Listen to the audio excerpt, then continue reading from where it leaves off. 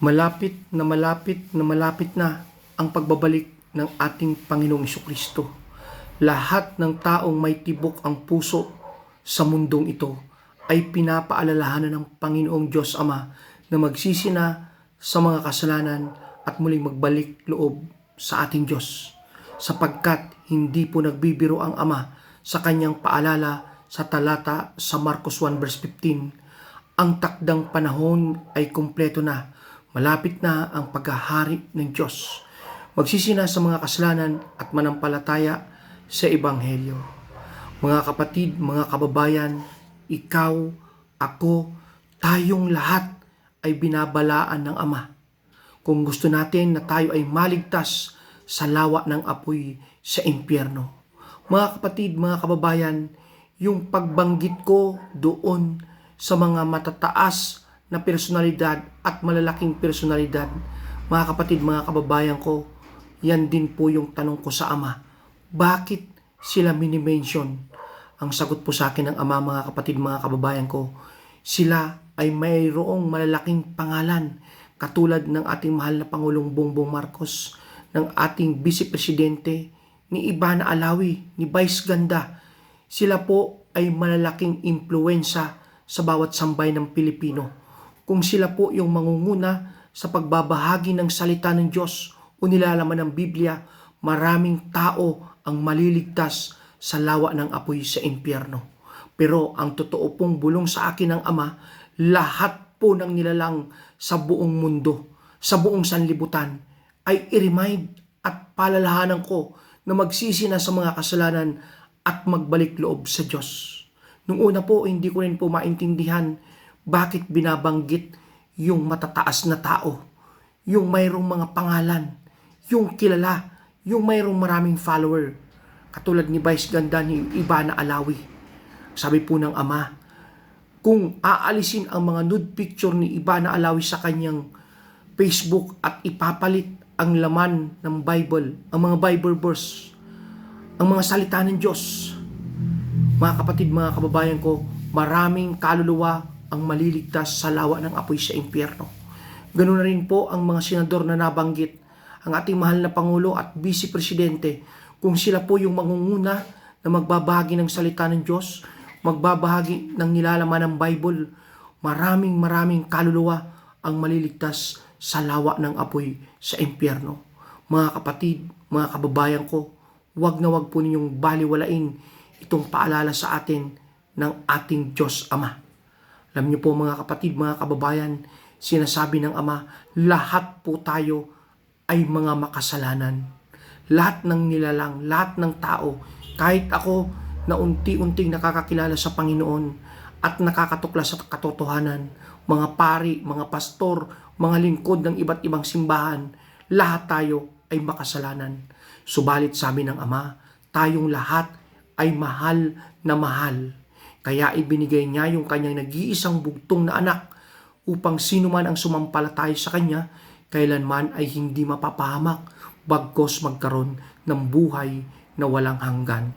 John 3:16. Mga kapatid, mga kababayan ko, kung darating man yung paghuhukom o yung mga kalamidad, pagkawasak ng mundong to, kung tayo ay malaki at tapat na pananampalataya sa ating Panginoong Jesucristo, tayo ay maliligtas sa dagat-dagatang apoy, sa lawa ng apoy sa impyerno.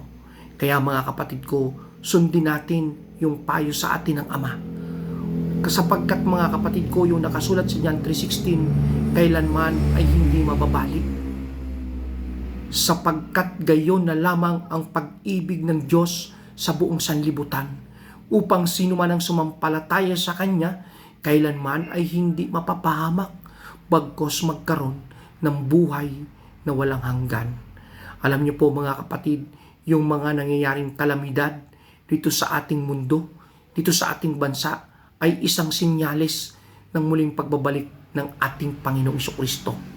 Tayo po ay pinipitik. Tingnan niyo po yung nangyaring magnitude 7.8 na lindol sa Mindanao.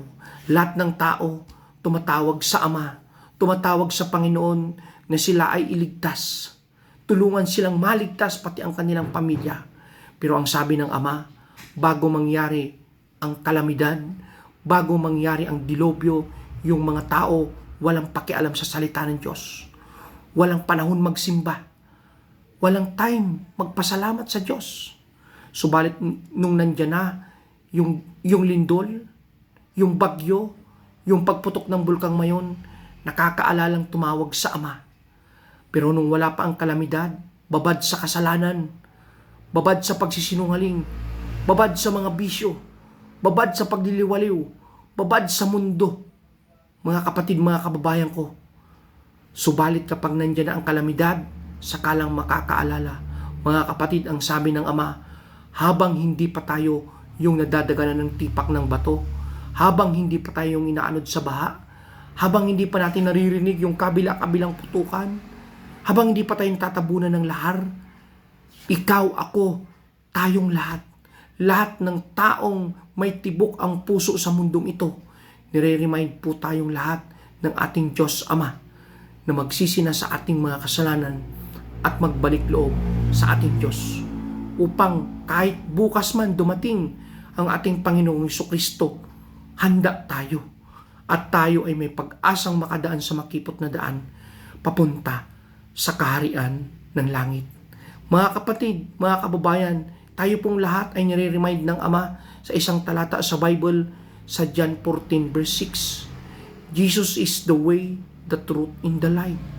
No one come to the Father but through Him. Mga kapatid, mga kababayan ko, hindi po sinabi ng Ama na kapag ikaw ay sikat, kapag ikaw ay may posisyon sa gobyerno, kapag ikaw ay mayroong trilyon sa bangko, ikaw ay maliligtas na sa lawa ng apoy sa impyerno. Ang kaligtasan lang natin, mga kapatid, mga kababayan, ay nakakasalalay sa nag-iisang bugtong ng Ama, ng anak ng Ama na si Jesucristo. Kapag tinanggap natin si Jesus Christ sa buhay natin bilang nag-iisang tagapagligtas, doon lang natin mararanasan ang totoong tunay na kaligtasan. Sabi nga po, mga kapatid, mga kababayan ko, sa Mateo 16 verse 26, ano ang papakinabangin ng isang tao kung makamtan niya ang buong sanlibutan, subalit mapapahamak naman ang kanyang buhay? Ibig sabihin, mga kapatid ko, walang kwenta lahat ng yaman natin dito sa mundo. Propesyon, posisyon sa gobyerno, kayamanan, ari-arian, walang kwenta lahat, mga kapatid, mga kababayan, kung wala ang presensya ng ating Panginoong Jesucristo, ng ating Diyos Ama. Kaya mga kapatid, mga kababayan ko, nire-remind tayo ng Ama, ng Panginoong Jesucristo, sa panahon ngayon, unahin natin i-build, ayusin ang ating relasyon sa Diyos kaysa sa ano pa mang mga material na bagay. Sapagkat malapit na ang muling pagbabalik ng ating Panginoong Jesucristo. Mga kapatid, mga kababayan, ikaw, ako, tayong lahat ay mahal na mahal ng ating Diyos Ama.